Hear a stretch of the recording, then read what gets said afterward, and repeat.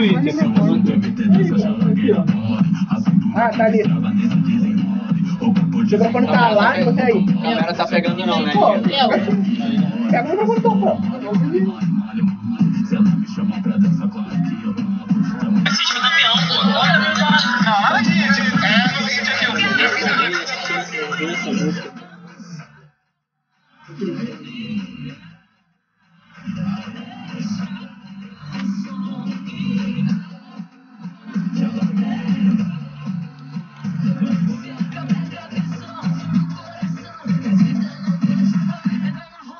Convida os outros certinho.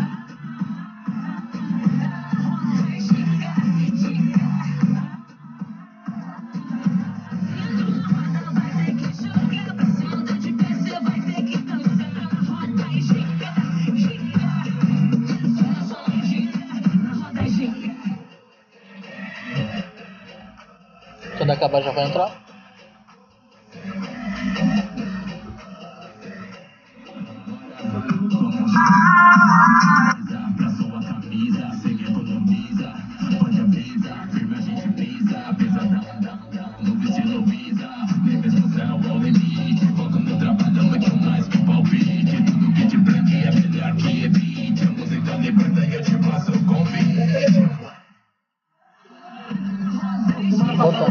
Vou botar lá. Vou botar na câmera, vou abrir a câmera. Abre o microfone. Se você ficar aí, o foco vai ficar em você.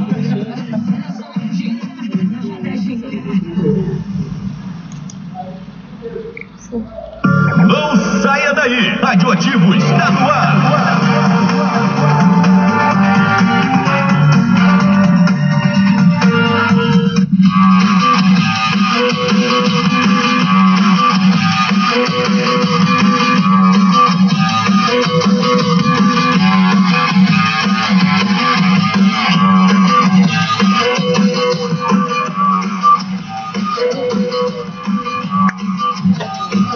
No ar mais um Tabela Carioca aqui pela Radioativo.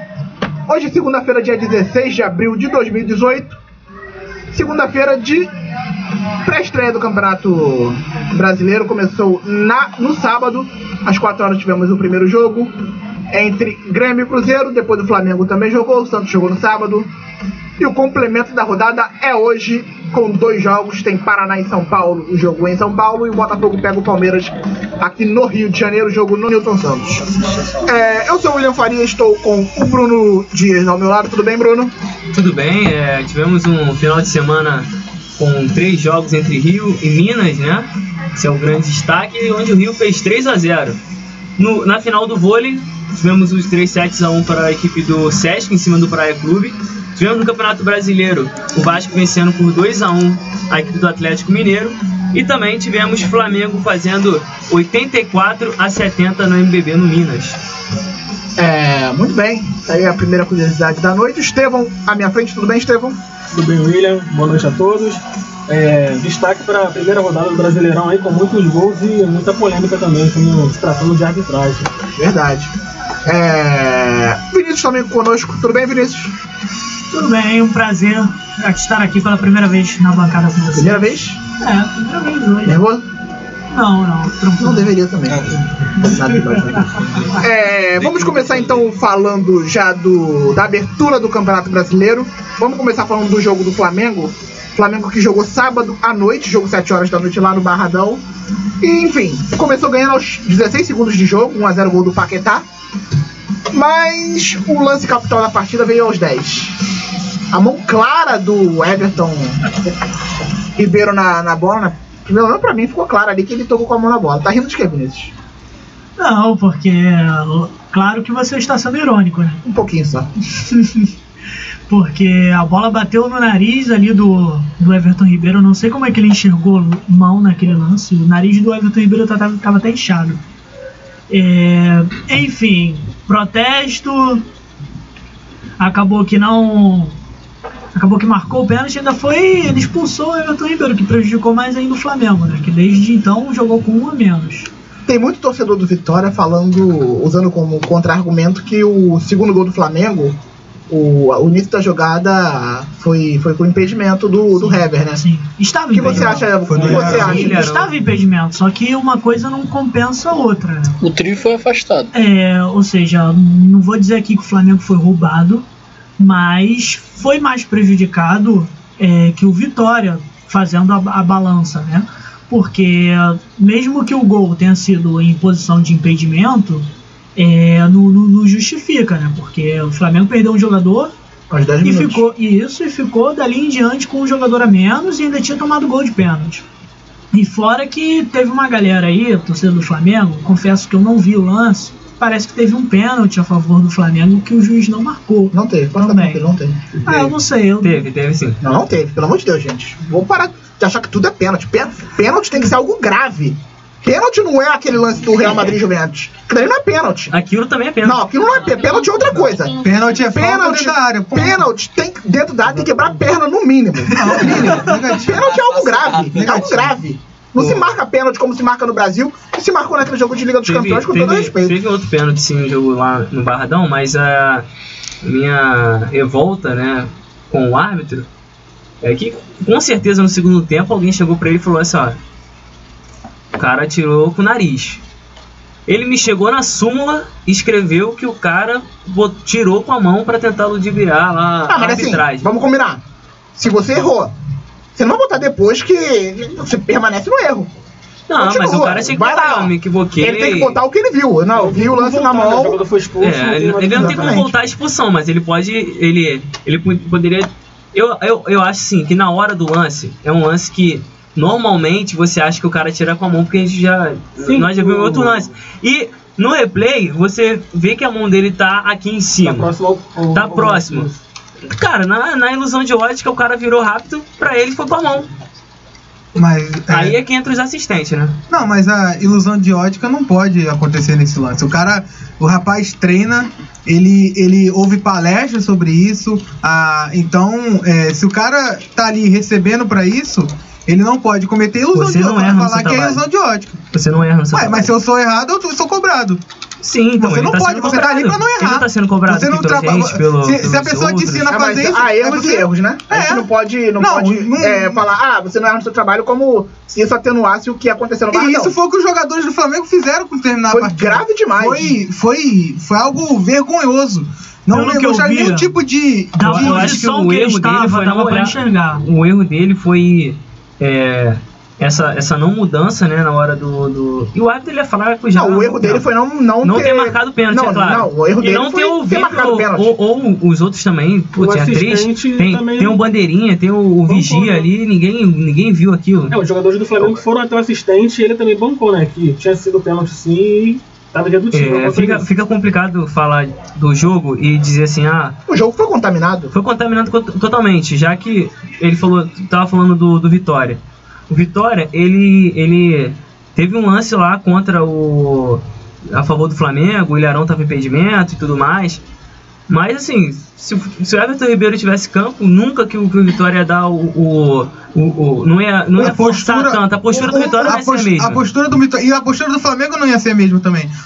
O Barbieri teve que, na visão dele, ele tirou Demorou a tirar o Henrique. Ele tava com 2 a menos. Eu acho... Tem gente criticando ele por ter tirado o Henrique Dourado. Eu acho que esse pessoal não acompanha o jogo do Flamengo. Sinceramente. O Henrique Dourado não sabe fazer jogo fora da área.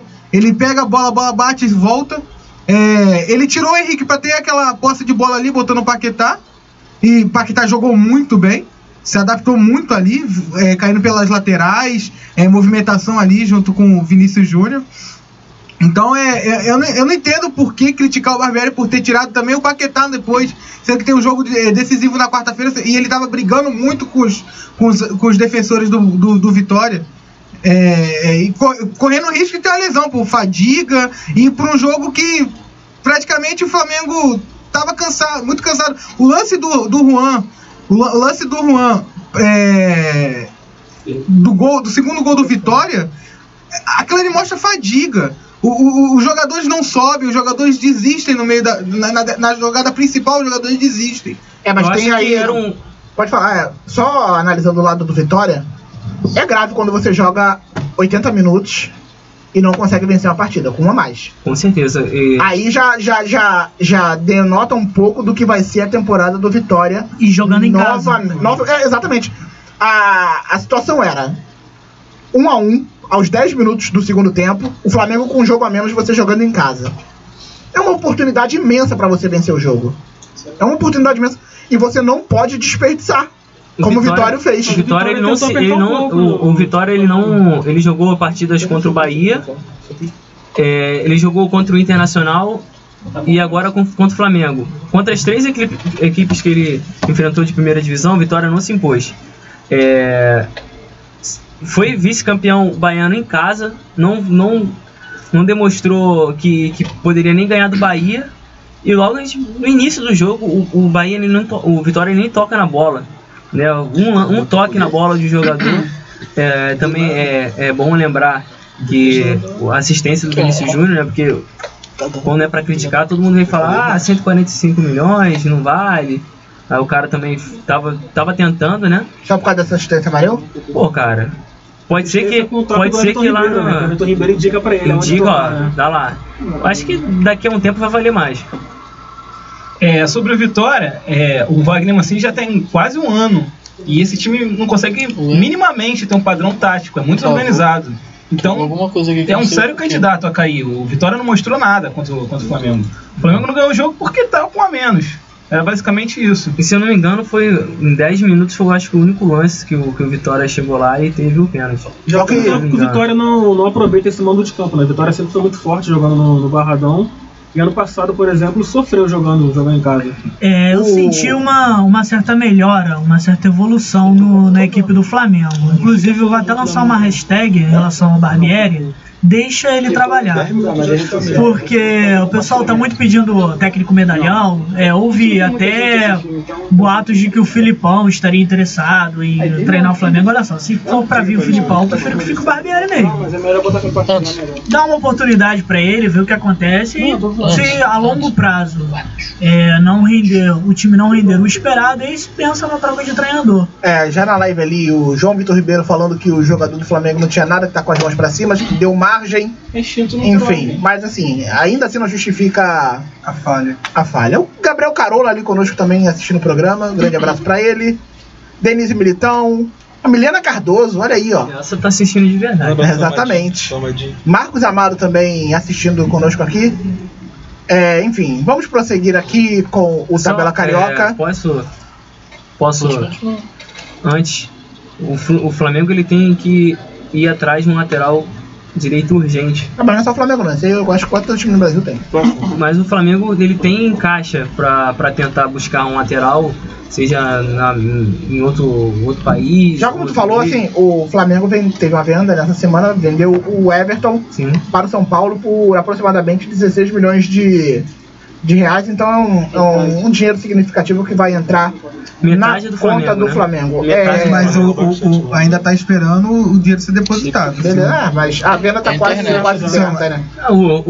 Se eu não me engano, o São Paulo ele tá encaminhando a venda de um jogador por City com um valor extraordinário, né? Militão.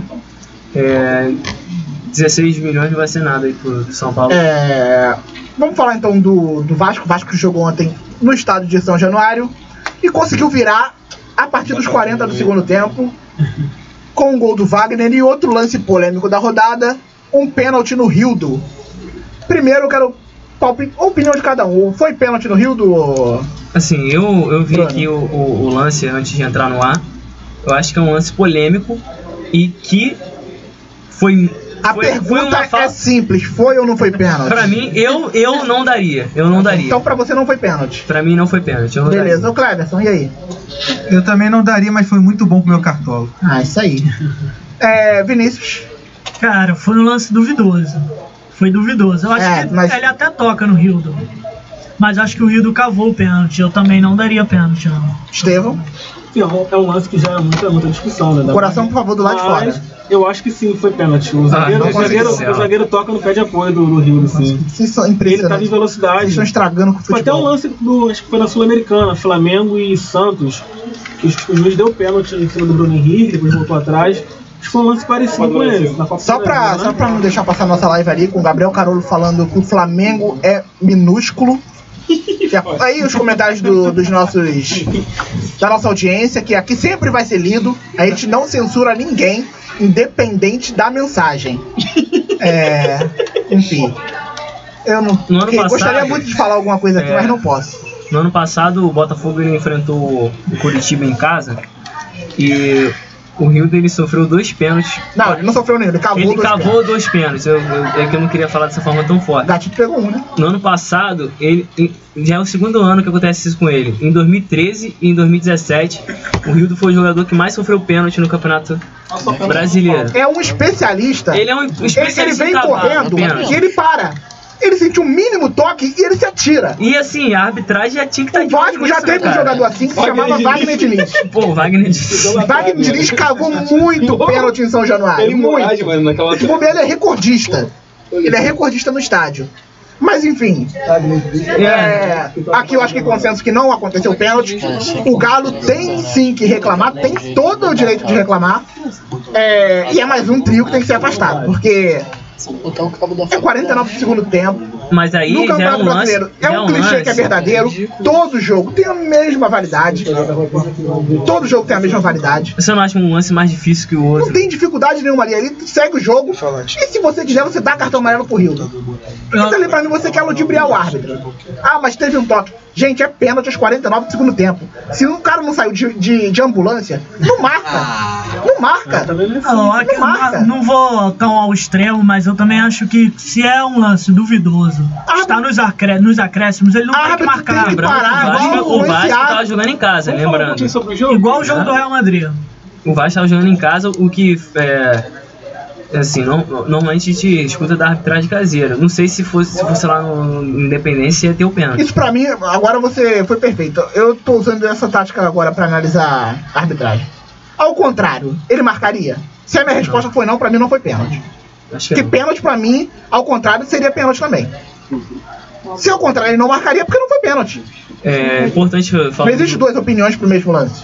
Importante falando, dizendo assim, já do jogo, o Vasco ele jogou muito melhor que o Atlético. O Atlético ele faz o gol na falha do Martim, pra mim foi falha. Mais uma falha do Martim. Toda semana a gente vai aqui e enumera alguma falha do Martim. É porque nem sempre sai gol. Dessa vez saiu. Mas é impressionante como o Martim é um goleiro inseguro. A falha do Martim é a pintura do Otero também, né? Não tem pintura. O Otero acertou o gol. Se você pensar...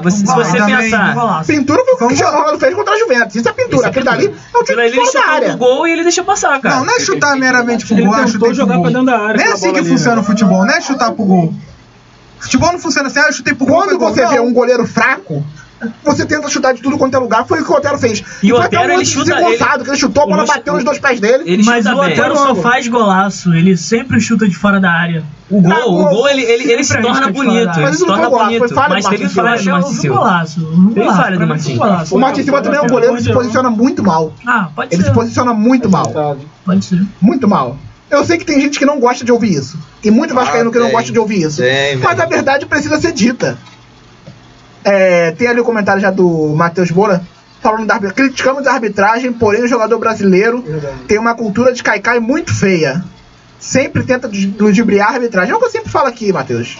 Mas enfim, o árbitro não pode cair. Não é porque o jogador tem uma cultura que o árbitro vai lá e marcar. O jogador tem cultura de cair, o árbitro tem cultura de marcar o que não existe. Pô, essa cultura de cair é que o árbitro tem que ficar de olho. Porque o Rio tem 2 anos já, cara. Então, eu sinceramente... É como ver o gladiador numa briga, o Kleber. Se ele tá numa briga, filho, eu já vou olhar e vou expulsar ele. Não. Não, também. Eu tô falando assim, eu vou analisar o lance, é claro, mas ele é um cara que ele chama a confusão. Tem uma confusão no jogo, o Kleber tá envolvido. É parecido, é quase a mesma coisa com o Rildo. Pênalti de uns 10 que ele sofre... 9 é pênalti de verdade. Sem falar que ele não era nem pra estar jogando, né? Fazer o quê? Por que ele não era nem pra estar jogando? É ruim. A árbitra, por causa daquele lance do João Paulo, né? Além de ser ruim, tinha o lance do João Paulo. Ele vai ser julgado ainda, não vai? Ele vai ser julgado já. Tá feito suspensivo e vai ser julgado já. Mas de qualquer jeito é uma vitória importante pro Vasco. O Vasco que tem Libertadores no meio de semana. Vai viajar à Argentina, joga na quinta-feira contra o Racing.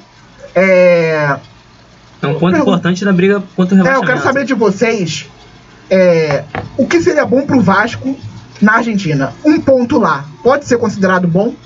Sim.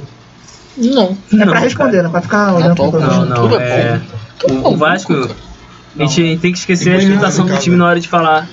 Isso quando um time ele perde a primeira em casa, ele tem que buscar 3 pontos fora. Ele tem que buscar fora, é verdade. Ele tem que buscar fora porque senão é eliminado. Então ele já perdeu os 3 pontos em casa pro time que era o mais fraco, vamos mudar assim, do grupo, antes de começar o campeonato valendo do Cruzeiro, porque o Cruzeiro tá se mostrando uma equipe frágil. Perdeu para a Universidade do Chile com Vaz na zaga, e com falha do Martim. Não, tem que ganhar lá se quiser manter o sonho. William, o Wagner mesmo já falou novamente, ele já tinha falado sobre o Cruzeiro, que a meta é ir lá para pontuar. Ele falou que um ponto já estaria maravilhoso. E 2 aspectos sobre o Vasco. O time muito violento, muito pilhado, novamente. É uma sequência de jogos que o Vasco tem jogado muito pilhado. A última partida do Vasco jogou tranquilo foi contra o Cruzeiro. Contra o próprio Laú. Se a torcida e o time tivesse um pouquinho mais de calma, teria empatado o jogo, poderia ter empatado o jogo. A torcida tá pegando no pé de certos jogadores e tá sem razão. Porque a torcida protege alguns jogadores. Por exemplo, protege o Martin Silva, que vem falhando, protege o Virreachos, por exemplo, e pega no pé em toda vez que o Evander pega na bola. O Evander não pode errar um passe que a torcida já começa a vaiar o cara. Ontem, com 20 minutos de jogo, o jogador já era vaiado, sendo que é o jogador que menos se esconde do jogo. Ele toda hora ele pegava a bola e tentava criar alguma coisa. O Cruzeiro ele se escondeu na Libertadores. Mas ele vai oscilar, ele é um atleta de 20 anos, ele vai oscilar. Você acha que a pegação no pé do Evander é injusta? Não muito, assim, mas tem jogo que ele 20 minutos de jogo vai o jogador? No início da temporada ele começou bem, na pré-Libertadores, mas nesse jogo... o time que ele enfrentou, eu meti 4 gols. Mas nesse jogo contra o Cruzeiro, eu achei que ele entrou mal na partida. Eu acho que já tem... Não tentou agredir o time do Cruzeiro. Eu acho que já tem alguns jogos que ele tá tentando agredir os adversários. Esse que é o problema, ele tá indo muito violento nas jogadas. Mas aí é o time do Vasco. Mas aí tá, inteiro. Mas aí tá muito pilhado. Mostrando com raça. O garoto deve pensar, o que eu preciso fazer pra mostrar raça. Ele entrou com os 2 pés levantados, poderia ter machucado o jogador. O certo era ter sido expulso ontem, não é só ele. O lateral Fabrício foi expulso dessa maneira, o Rildo machucou o jogador. O Zé Ricardo tem se mostrado muito pilhado nos últimos jogos. Mas você acha que reflexo da situação interna do time? Não tem nada a ver com política. Os atrasos de salário. Não tem nada a ver. O time quer se mostrar, entrou no espírito da Libertadores, por exemplo, de tentar pressionar o juiz, de tentar mostrar garra, e se perdeu no jogo contra a Laú e se perde em alguns jogos, como se perdeu contra o Botafogo, quando às vezes tentou se perder contra o Fluminense, e ontem poderia ter se perdido novamente, porque começou fazendo gol, tomou um gol quando jogava bem, e o Zé Ricardo, muito pilhado, transferiu isso para a equipe. Se conseguir fazer um jogo com a cabeça no lugar contra o Racing, pode pontuar, porque o Racing também não é nenhum bicho. Mas também assim, para os 2 times brasileiros que estão na chave, são 2 jogos decisivos. Tanto o Cruzeiro que vai ao Chile pegar a Universidade de Chile, quanto pro Vasco que vai pra Avejaneda jogar contra o Racing. A minha esperança nesse grupo é o Cruzeiro. Assim, eu não tenho esperança nenhuma, porque eu não tô superando os 2. Eu não sei. Mas a situação na sexta-feira pode ser a seguinte: Laú e Racing com 7 pontos, e os outros Vasco e Cruzeiro com 1. Praticamente com 1 ponto. Eliminado, praticamente eliminado. Porque um vai matar o outro certamente. E a Laú contra o Racing podem contemporizar. O último jogo normal. A situação pra Laú é muito boa. Ela tem uma vitória fora de casa. O Racing ainda não tem. A Laú tem uma vitória fora de casa. O último jogo do Vasco é no Chile, não é isso? Exatamente, contra a Laú. O que o Vasco poderia fazer é tentar um empate agora contra o Racing, ganhar a sua partida dentro de casa e se matar pra ganhar da Laú lá no Chile. Mas é isso que é o plano. Esse que é o plano. É um baita de um risco. Dos jogadores do Zé Ricardo. É um risco. Agora, se eu sou o Zé Ricardo, eu entro fechadinho lá na Argentina. Aquela coisa, tentar achar um gol. Se fizer, entrar fechadinho com o Eraso na zaga e Paulão, não adianta. A Amanda comentou ali que o Vasco não tem time. E ela puxou, sou vascaína, Mas confesso, não tem zagueiro, não tem meio. E o Carolo tá bem otimista, falando ali 3-0 pro Vasco contra o Racing. E ele botou ali que o Evander é sem sangue. Sem sangue, é isso aí. É, sem sangue. Então é isso que tá acontecendo. De tanto ele ser chamado de sem sangue, ele tá mostrando uma força desnecessária. E ela apostou também em cima ali, nem ataque. Então pra ela não tem zaga nem meio nem ataque. Então, a torcida do Vasco, eu vejo ali que não tá muito satisfeita, não. Mas enfim. O Vasco tem, talvez, na situação, um problema mais grave, né? Tá devendo salários. Até pro time de basquete tá grave essa situação, mas enfim. Vasco, palpites pra Vasco e Racing na Argentina. 2-1 Racing. 2-1 Racing. O Cleberson, por favor. 1-1. 1-1. Vinícius. 1-1 também. Estevão. Vou de 1-1 também. E Anderson, tu já falou, fala um palpite antes. Ele vai. Coração? 2-1 Racing. 2-1 Racing. Pra mim vai ser 3-1 Racing. Enfim. Lautaro Martins vai fazer pelo menos 2. Assim, foi um palpite meio que torcendo ali pro Vasco. Pode também, pode, fica à vontade. Pode acontecer no futebol, né? Vamos ver. Quase tudo, né? Tudo acho que vai ser empate. Fluminense jogou ontem no estádio do Corinthians lá no Itaquerão. Perdeu por 2-1. Itaquerão, exatamente. Itaquerão, isso aí. Você chama de Engenhão, né? Porque você não pode estar agora, tá. Eu tô conversando aqui, não é com um fantasma, não. Tô conversando com o Diego Maranhão. Grande botafoguense, Diego Maranhão. Não, negativo. Integrante da Bota Chope.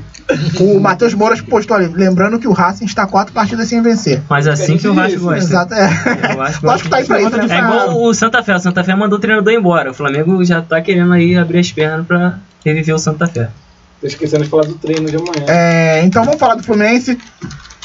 A pergunta que eu tenho pra fazer, eu só vou falar isso do Fluminense e mais nada. Até quando vão continuar passando a mão na cabeça do Abel? Acho que 1 mês de luto, ou mais 1 ano de luto, talvez. O Abel, gente, vai levar o Fluminense pra segunda divisão. E vai continuar falando que... Eu quero ver a Milena aqui. A Milena, eu vi que ela tá contrariada ali, ela não gostou. Não gostou, mas enfim. É porque, tipo assim, a torcida não se irritou.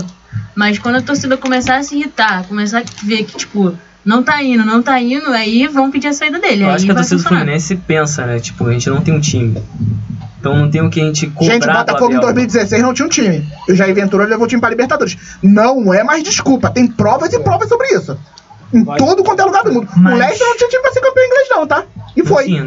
E foi. O último dos problemas do Fluminense hoje é o Abel Braga. O primeiro dos problemas do Fluminense hoje é o Abel Braga. Claro que não. É o primeiro dos problemas. A gente tá em abril, o Abel já eliminou o Fluminense de 2 competições. E ó, vai jogar 4.000 metros, tá?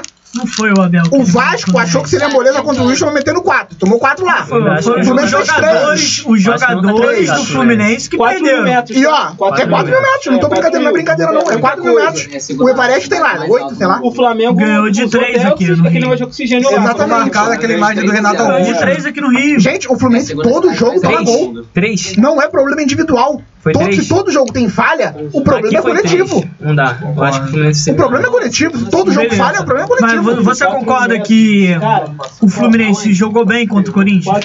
Todo jogo. Mas assim, no geral. O Fluminense, ele... Mas assim, aí que tá, jogar bem e tomar 2 gols com falhas gritantes. Mas o primeiro gol, por exemplo, se o Ibanez não tivesse se machucado, o Ibanez não ia tomar aquele corte do Romero. Mas tomou. Não foi ele, foi o Frazan que entrou no lugar dele. O garoto... mas também assim... É o que ele tinha no elenco, ele vai fazer o quê? Já tem vários exemplos aqui. Tem muito time limitado que rende mais. São exceções. Eu acho que não tá dando resultado há muito tempo. Há muito tempo? Então, como fazem? Tem que reformular, gente. Não adianta você continuar tentando em algo que tá dando errado. Eu já disse, a torcida do Fluminense tem fetiche com o Abel Braga. Só isso explica. Eu acho que toda semana toma porrada e continua essa idolatria. Eu não entendo. Eu acho que se tirar o Abel Braga aí é que o Fluminense corre risco reais de cair. Porque pra arrumar alguém que vai ajeitar o time é complicado hoje no mercado. A torcida do Botafogo achava a mesma coisa contra o Ricardo. Qual é o nome dele? Ricardo Gomes saiu. E mas o Botafogo mudou da água pro vinho. Mas talvez do Fluminense não vai pegar que o cara entendesse as limitações e fizesse o Fluminense jogar de uma outra maneira, desse mais resultado do que o Abel jogando dessa maneira. O Fluminense evoluiu muito do começo do ano. Você imagina o Fluminense o jogo de hoje ganhando um jogo sem tomar gol? Não. Eu não vislumbro isso. E ano passado a gente discutiu isso no Tabela Carioca. A gente chegou aqui lá pra 20ª rodada e fez uma conta. O Fluminense tinha tomado gol, não tomado gol em apenas 1 ou 2 jogos. Se o problema tá desde o ano passado, não é possível que sejam os jogadores.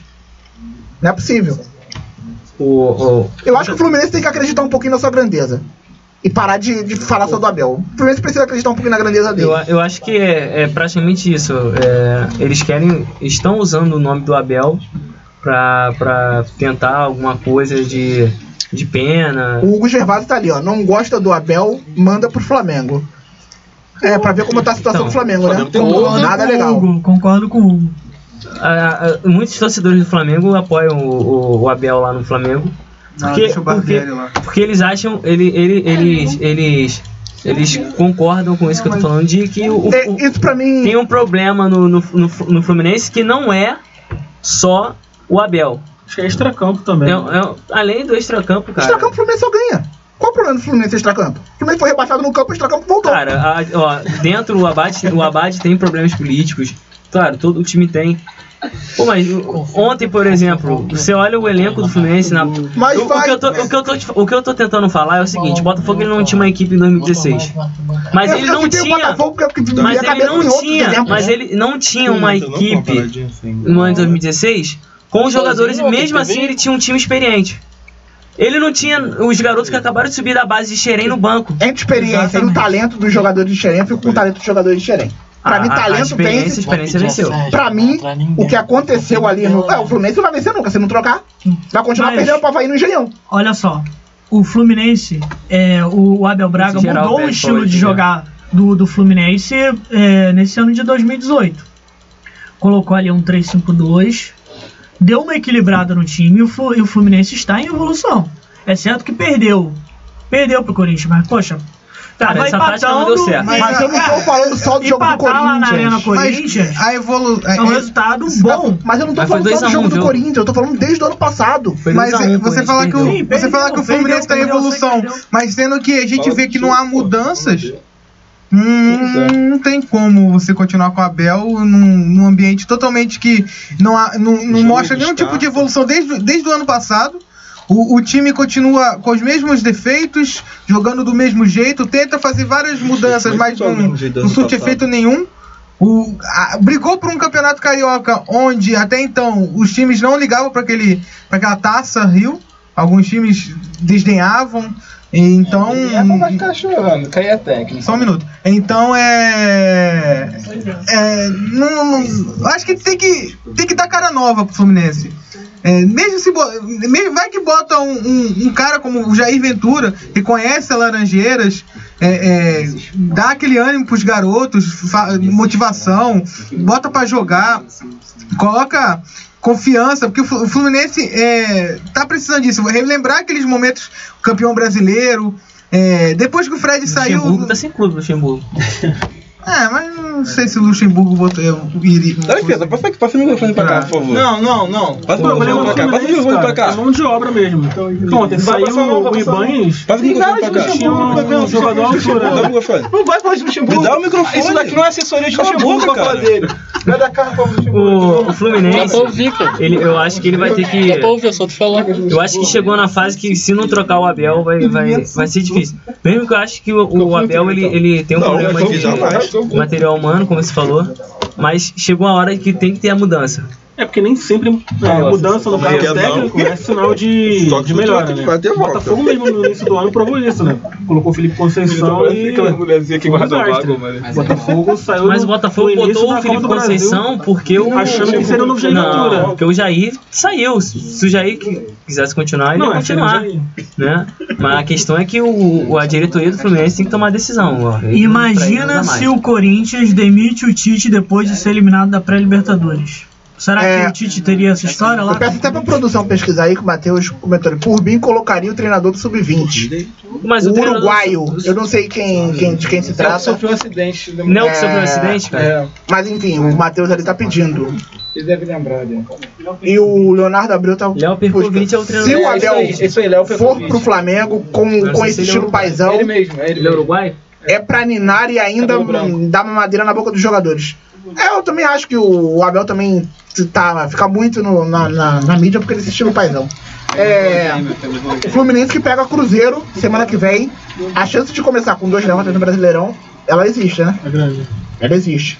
Lembrando que o Fluminense, assim como o Botafogo, daqui pra frente terá um pouco mais de alívio na tabela, especialmente lá na frente, porque os dois times não têm Copa do Brasil. William, Dois times foram eliminados. William, perdão de cortar, mas qual é o seu problema pessoal com o Abel Braga? Nenhuma. Eu acho que uma solução pro Fluminense tá no próprio Fluminense. O Paulo Tuori seria um bom nome pro Fluminense hoje na questão de treinador. Do basquete, depois do Botafogo. Eu acho que o Fluminense pode fazer um jogo de igual para igual. Aí falta ter com o Cruzeiro. Você falou, o Cruzeiro vem caindo de posição. E ontem o Fluminense enfrentou o Corinthians com a Copa do Brasileiro. Jogou de igual para igual praticamente o jogo inteiro, mas tomou um gol no finalzinho. O Fluminense, ele contra o Cruzeiro, pode ser. O Cruzeiro, ele tá decaindo e vai jogar a Libertadores, vai dar tudo na Libertadores. Então o Fluminense não pode focar no brasileiro a partir do resultado do Cruzeiro. Não vai ser assim, a gente vai ganhar do Cruzeiro, então significa que a gente vai ser campeão. Não vai existir isso, porque o Cruzeiro ele pode ir com o time reserva contra o Fluminense. Então não é uma garantia de nada. Vamos falar então da Superliga. Teve final nesse final de semana, domingo, ontem pela manhã. Hugo Gervásio esteve lá, não pôde estar aqui conosco hoje, mas o Hugo foi cobrir a final. E o Sesc venceu o Praia Vôlei por 3-7-1. Primeiro jogo, né? Da final. O Diego também esteve lá fazendo as fotos, depois encontrou comigo, não quis me dar uma carona até Deodoro. Isso aí ficou de sacanagem dele. Mas enfim, agora o jogo volta, vai ter jogo de volta. Eu só quero me esclarecer aqui, são 3 jogos da final? Não, são 2. Qual é o critério de desempate? É um set extra, que vale 25 pontos, se eu não me engano. Um set normal, né? Isso. Um set normal, quem vencer é o campeão. É campeão. Exato. Aquelas coisas que o Brasil inventa, né? Eu não sei se o Brasil inventa, mas que é bastante criativo. É criativo, Tem que ver também se isso não é uma exigência da TV, né? Pra TV passar os jogos, né? Porque o jogo foi transmitido pela TV Globo, né? Foi. Assim, pode ser que dê certo, mas acho que a emoção da final única seria mais válido, né? Ontem o Sesc se impôs jogando em casa. A equipe do Praia Clube ela tem, se eu não me engano, ela foi melhor, né, da primeira fase, tinha uma campanha melhor do que a do Sesc. O OBS fica desconectado. E mesmo assim o Sesc Rio jogou bem. É claro que já é uma equipe acostumada com as finais da Superliga. Deu mole no final do segundo set. No final do segundo set o Sesc perdeu o terceiro, que abriu 24 a 15, se eu não me engano, a 16, e foi deixando encostar. No outro set o Praia Clube já estava recuperado, né, e conseguiu buscar o desconto aí, né, 2-7-1. E no terceiro o Rio voltou o Sesc, né, voltou a jogar mais forte, atacando mais forte, a Drusila fazendo mais uma ótima partida. E agora é esperar o jogo da volta para saber se vai ser confirmado mais um título do Sesc ou se o Praia Clube vai confirmar sua melhor campanha, né? No masculino, o time do Sesc do Rio de Janeiro perdeu para o SESI de São Paulo e foi eliminado. Mas tem presente para a audiência, né? Sorteio. Vou pedir aqui a ajuda da produção, por favor, Anderson. Ajuda aqui. Pode entrar, Anderson. Dá um alô para a câmera ali. Acho que já falou bastante. O Tabela Carioca vai sortear uma camisa do Sesc autografada. O regulamento será soltado no nosso Facebook ainda, mas eu já garanto que os integrantes do programa não poderão participar. Familiares sim. Familiares minha mãe podem. Pode, minha mãe? Pode. Mas assim, os participantes não podem.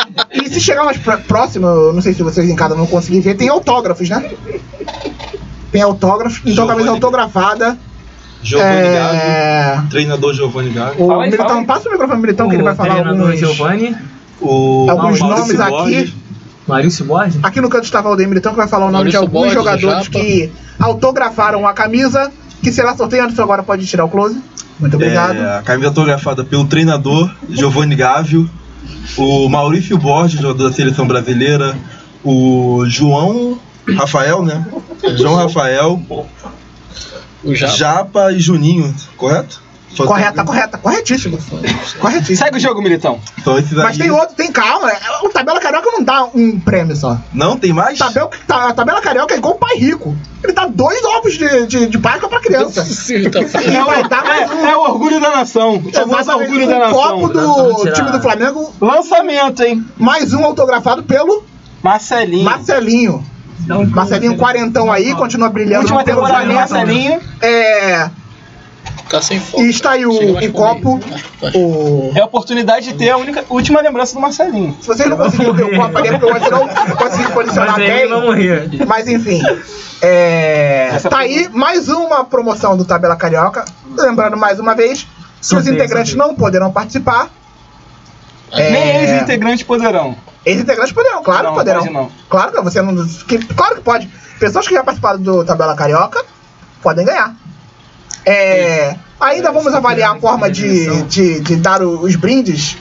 É bom deixar o copo longe do antes, senão os caras caem. Eu vou tirar foto pra gente.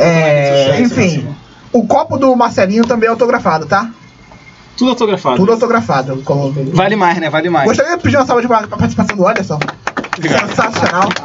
Esse é o nosso presidente. Nossa tabelete.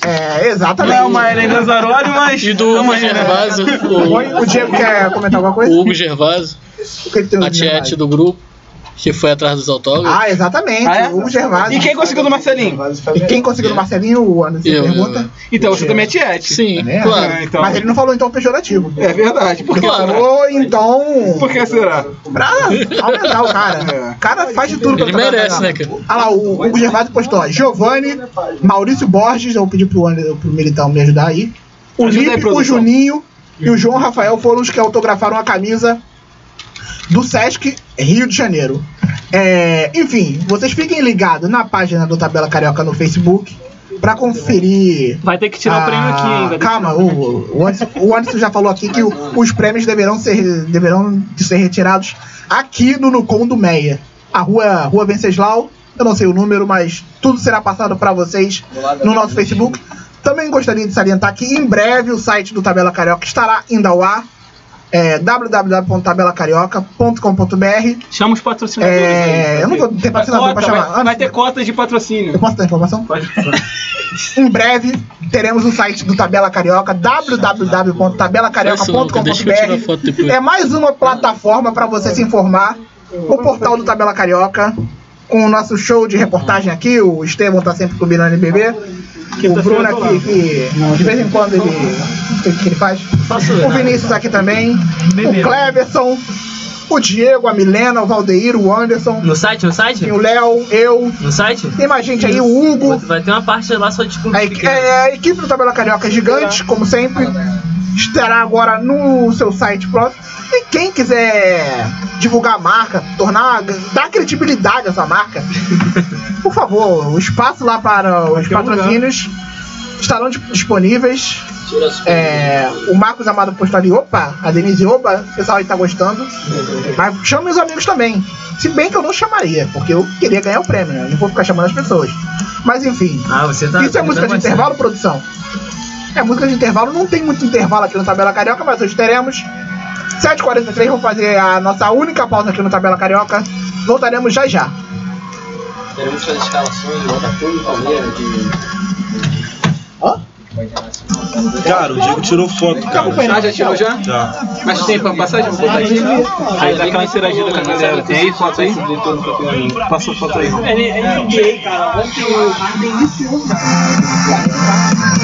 Cara, mas tem que ser compartilhamento. Tem que ser uma parada que pode ser até essa da melhor frase.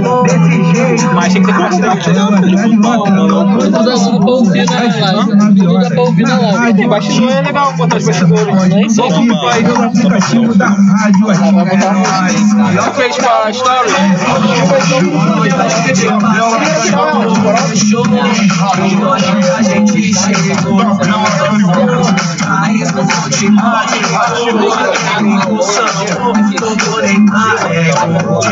Rádio Ativo tem aplicativo. Invadimos o Android. Sim, agora nós temos aplicativo. Entra lá na Play Store e dá uma Não postei.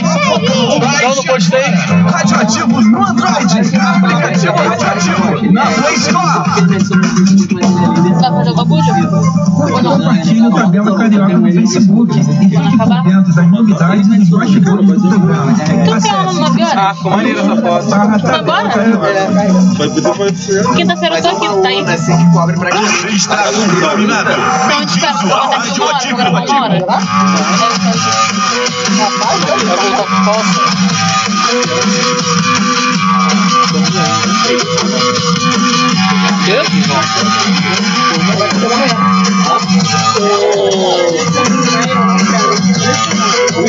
William, vai voltar qual assunto?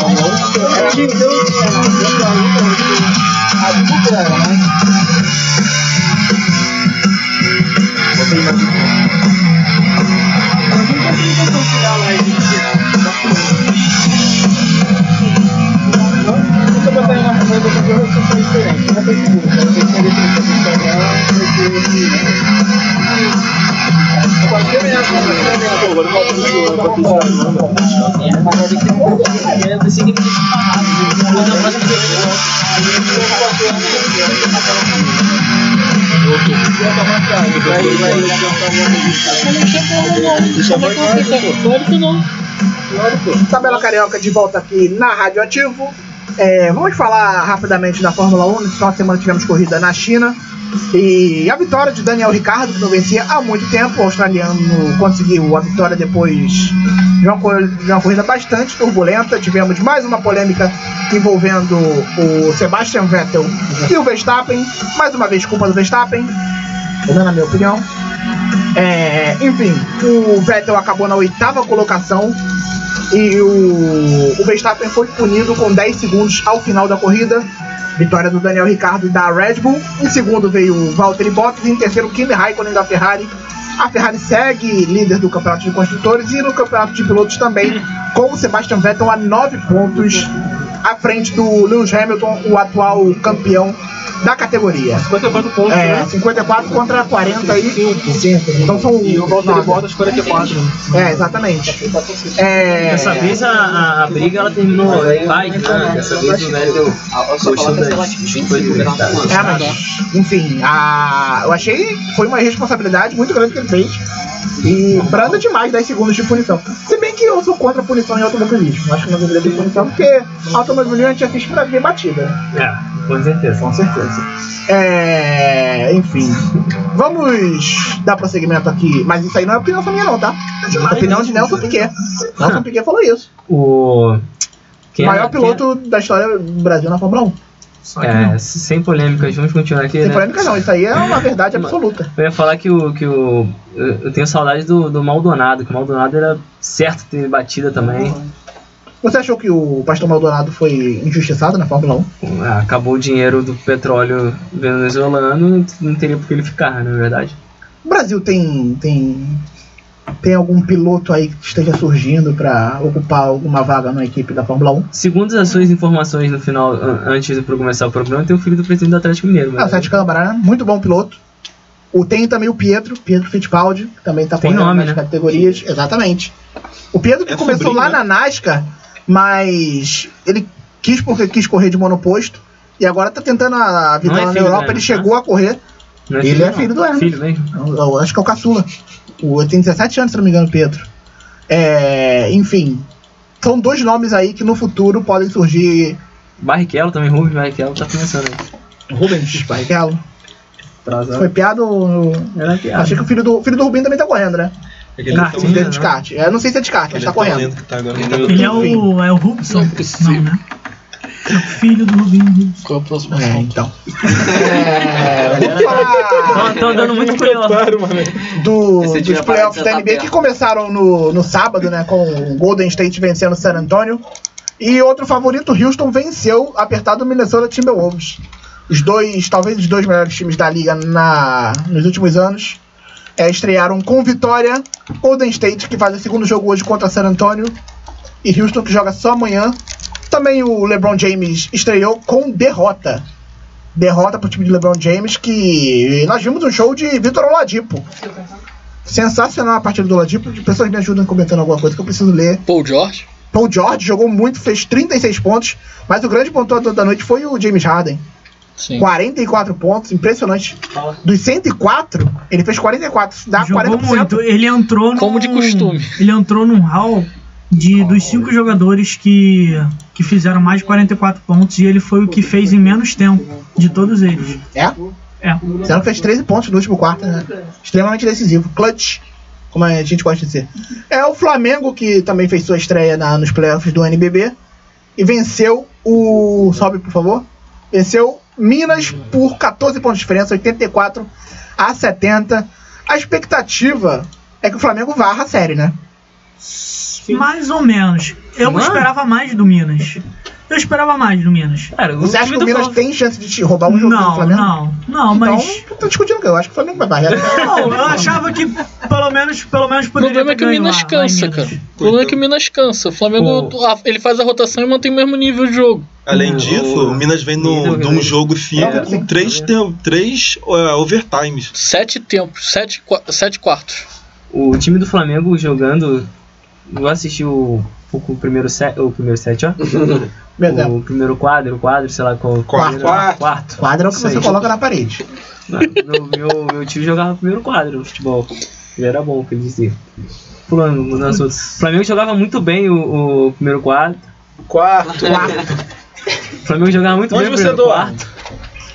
Na cama. O time do Minas só foi chegar na pontuação no final. Como ele disse, o time do Flamengo ele não é só os titulares, né? Vai rodando e mesmo nível. E quando o Varejão, teve uma triangulação ontem monstruosa se eu não me engano, no Marquinhos, ele vinha, se eu não me engano.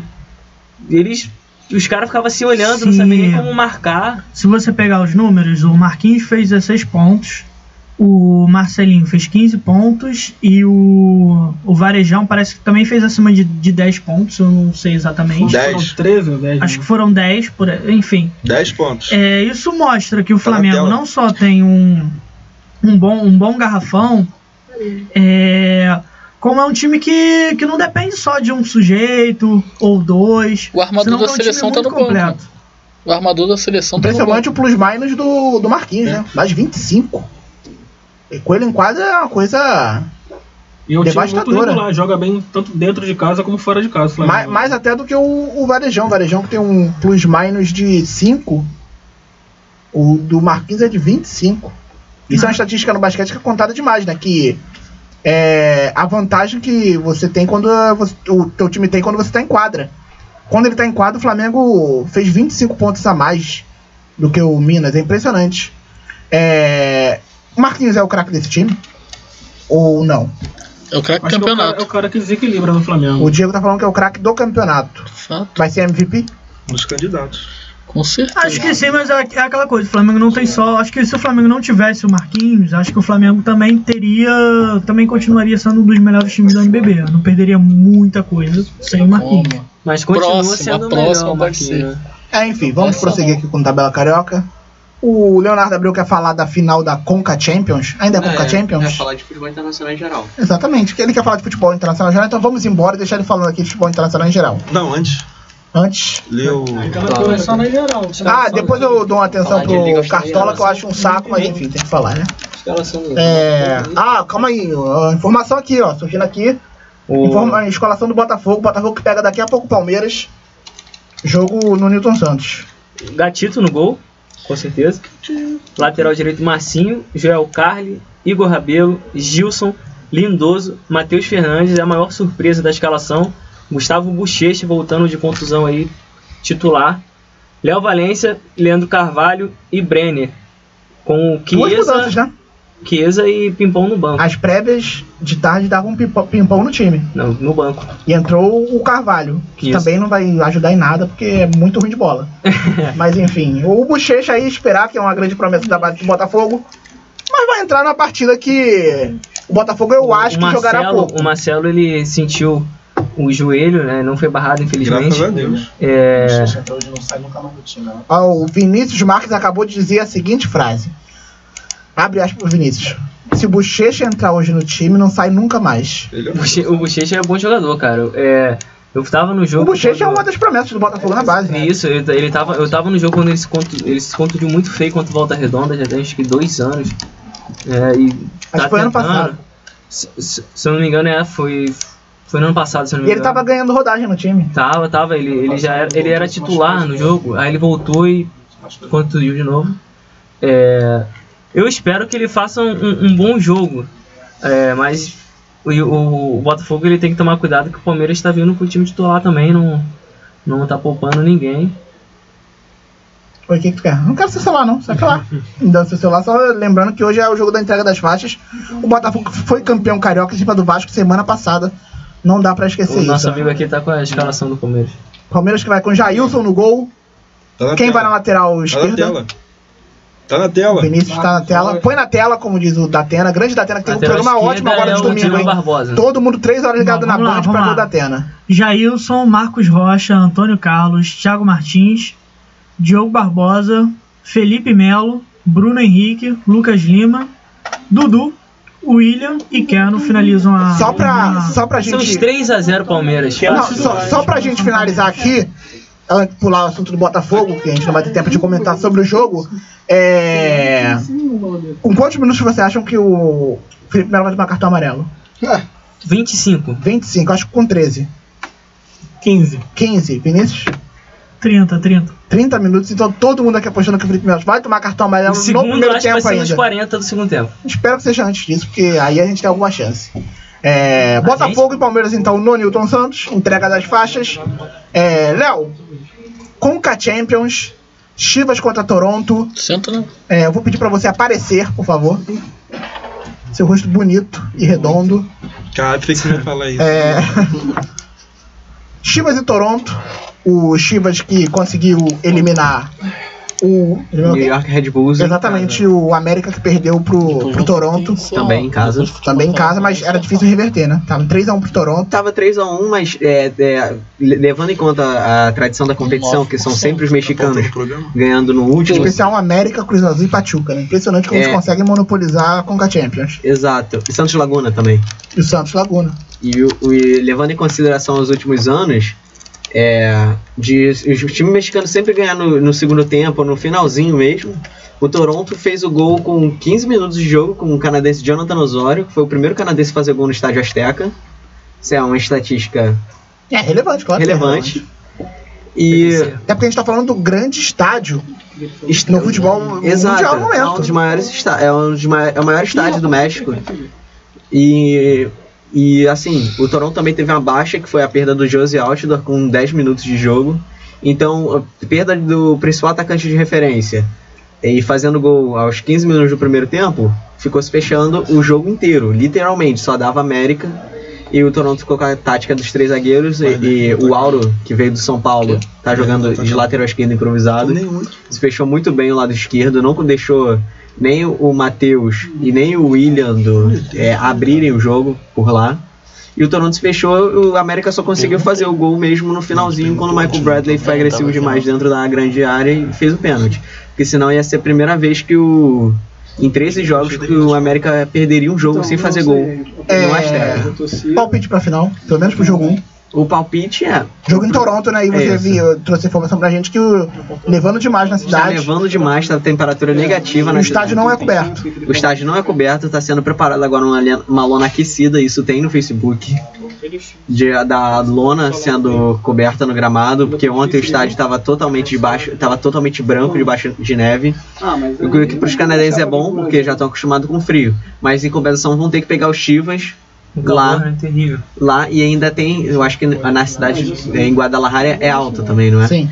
Ainda tem que pegar a o problema muito é o calor, né?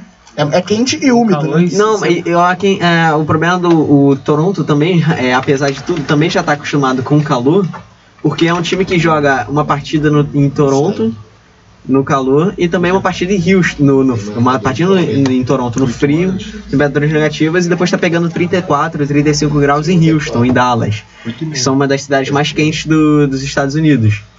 Então já tá, o clima também não é problema, o problema mesmo é a altitude.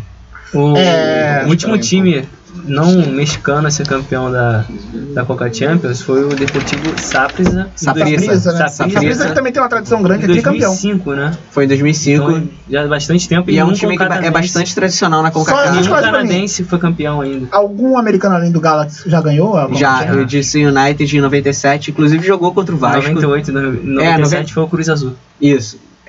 Foi 97, 98, que jogou inclusive contra o Vasco, porque na época tinha a final, tinha um jogo assim amistoso. A Supercopa, tipo uma Supercopa. A Supercopa das Américas, e jogou DC United e Vasco, por incrível que pareça, o DC ganhou de 3-0 do Vasco. Por que? Por incrível que pareça, na final. Mesmo assim, cara. Na final, o Vasco mas mesmo assim, era um timaço e ainda assim perder de 3-0, praticamente uma goleada. Sacanagem. Já encaminhando aqui pro final do Tabela Carioca, vamos falar de alguns campeões. Começar na Holanda. Na Holanda tivemos o PSV campeão contra o Ajax. Você, como torcedor do Ajax, feliz com os 3-0? Claro que não. Então é isso aí que eu queria ouvir. Porque o Ajax teve 2 jogadores expulsos. O Nico Tagliafico, que veio do Independente, uma recém-contratação, levou 2 amarelos. O primeiro foi no primeiro tempo e o segundo tempo, né? Por faltas bobas. Mas assim, o jogo já estava perdido, né? O jogo já estava perdido, porque parece que o Ajax já entrou com deixa ele ser campeão. Com a guarda baixa. É o jogo que decidiria. Poderia atrasar. É a mesma coisa que estava acontecendo na Inglaterra. Que aconteceu semana passada na Inglaterra. Que poderia acontecer com o Ajax, mas não aconteceu.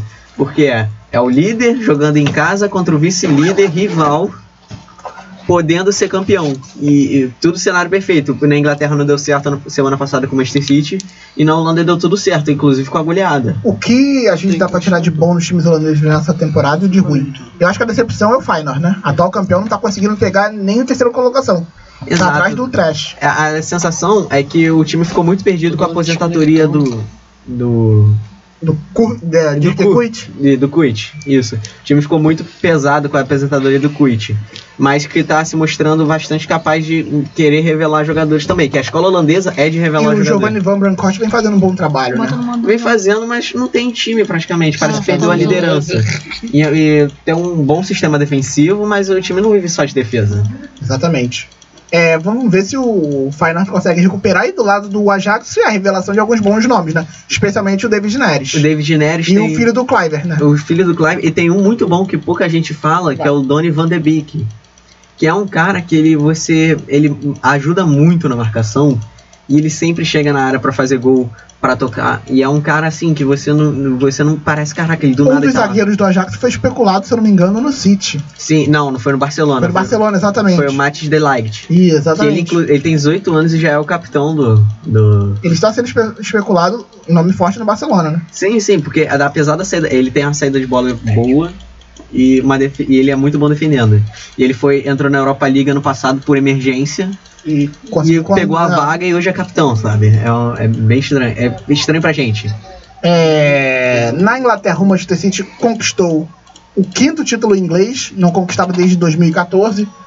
O primeiro título de campeonato inglês do Guardiola na Inglaterra, e eu acho que para consolidar... Tem que ser na Inglaterra.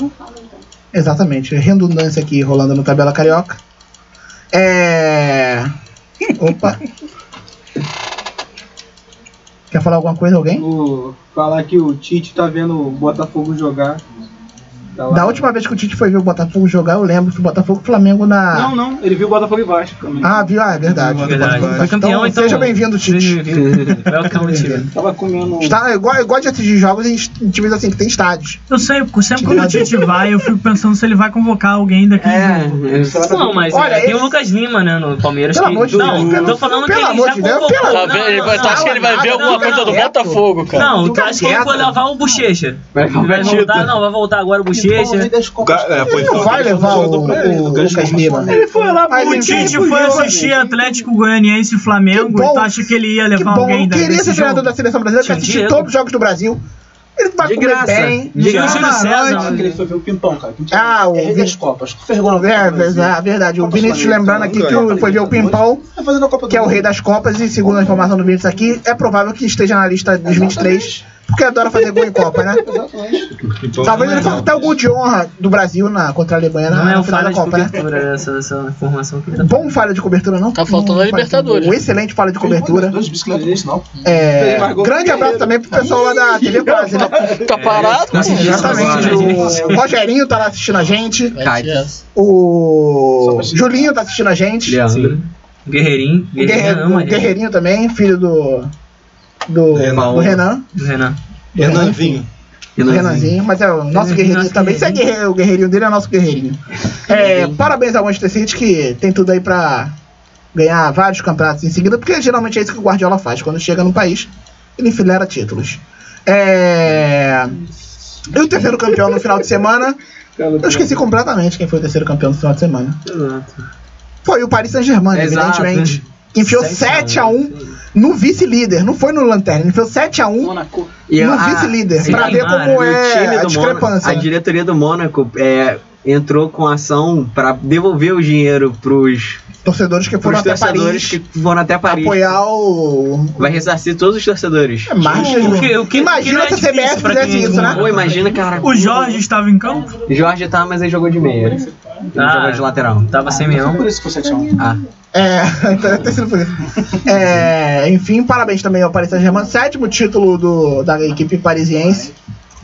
Também o campeonato que não ficou decisivo, não decidiu ainda, mas teve o clássico.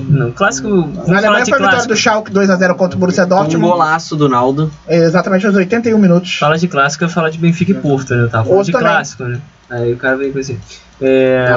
O gol do Herrera aos 90 do segundo. Aos 90 foi talvez o jogo mais importante do final de semana na Europa, porque era o líder contra o vice-líder. Jogo em Lisboa. Até os 89 o Benfica conseguia manter ali a liderança do campeonato e provavelmente a levaria até o final. Sim. Aí surgiu o gol, o Benfica jogou muito mal no segundo tempo. O Porto que recuperou a liderança, na verdade, né? O campeonato estava mais uma vez indo para as mãos do Benfica. Mas enfim. O Sporting ainda tinha uma esperança. Ainda tem. A classificação faltando 4 rodadas, Porto com 76 pontos. O Benfica com 74 e o Sporting com 71. Um empate. Só que ainda tem Sporting e Porto, jogo no José Alvalade, campo do Sporting. O Sporting vai ter que torcer por 2 tropeços do Porto e tentar vencer o Benfica em casa. Um empate ontem seria um cenário ideal para o Sporting. Exatamente. Estava quase acontecendo, mas... Vou pedir pra produção ligar o ar-condicionado, que o apresentador está aqui, parece estar com febre. E começar o nosso cantinho do coração, que o programa está acabando. Do italiano, a Juventus vai ser campeã. Tudo falado do campeonato italiano. O Milan conseguiu um empate com o Napoli, que praticamente consolidou a defesa do Donnarumma, que é napolitano. A defesa do ano. Mas com todo respeito, é gol perdido. Não dá. Dentro da pequena área, você e o goleiro. O goleiro defende. É gol perdido. Olha, eu tô bem crítico, mas a defesa dele é monstruosa. Mas o maluco botou no canto. Você tem. Qual o tamanho do gol? Concordo. Mas você tem 50%, você tá. Não, a posição dele. Não. Ali, um atacante tinha a obrigação de fazer aquele gol. Também acho. Mas ele botou no canto. Escolheu um lado. Ele botou no canto. Escolheu justamente o lado do Donnarumma. Não escolheu, não. O Donnarumma pulou pra bola e escolheu qual canto. Não. A briga na Itália é pelo terceiro lugar lá. Por isso, nesses momentos que o perfil ensina Romário é tão necessário pra educar os atacantes atuais. Mas o Romário não daria um bico, o Romário botaria no canto. Por isso, mas ele botou no canto. Não, o Romário faria o gol, é diferente. O Milic não. O Romário teria frieza. Exatamente o que o Milic não teve, por isso é gol perdido e não defesa sensacional. Defesa sensacional. Enfim, parabéns à Juventus, que vai ser hepta na Itália. Enfim, mas pelo menos na Itália ainda tem também pelo jogo na UEFA Champions League. Não falemos disso, senão a gente não consegue entregar o estúdio a tempo. Eu tô indignado até agora. Cantinho do coração, vou começar com o Bruno, que já pegou o celular aqui pra fazer a lista, né? Cara, meu cantinho do coração vai pro design lá da Topper, que voltou com a faixa preta, aquele quadrado preto atrás da camisa do Botafogo, né? Sendo que tem uma uma pulga atrás da orelha. No jogo do Atlético Mineiro ontem, ficou nítido que eles não estavam preparados para os números de 20 para cima. E tava estourando o quadradinho. Não sei se na camisa do Botafogo vai ficar do mesmo jeito. Acho que sim, por ser a mesma fornecedora. Os maiores times da América do Sul são patrocinados pela Topper. Com certeza. Vinícius?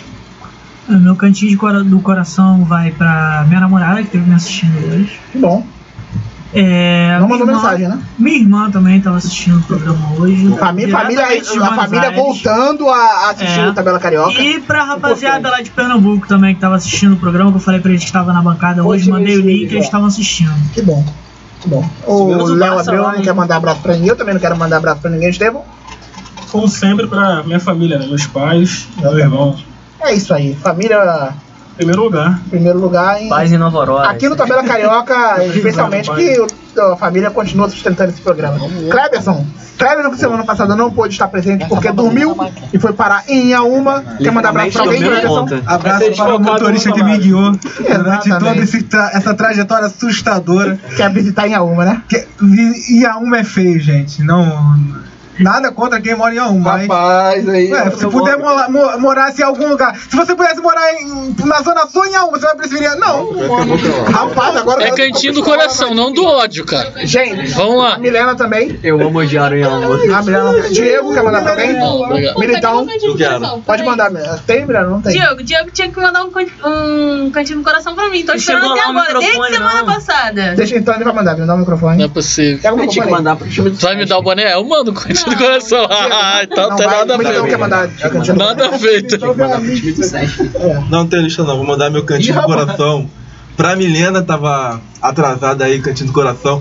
Diego é ingrato, não quer mandar cantinho do coração. Eu vou mandar cantinho do coração pra Milena, um beijo. É nóis. É isso aí, galera. Esse foi mais um Tabela Carioca. Agora a gente vai correr pra tentar assistir o jogo do Fogão. Com sorte venceremos. Até semana que vem. Não, semana que vem, feriado de São Jorge. Na outra semana. Todo mundo curtindo aí a página Fogo de Artifício no Twitter, que vai ser muito foda. Até semana que vem, galera. Cara, isso daí desde 2015. É recesso, semana que vem e na outra. É 2 segundas. Quando tu vai avisar? Recesso? Como assim? Na outra? Porque na outra eu acho que é. Já primeiro é feriado. Trabalhador na terça.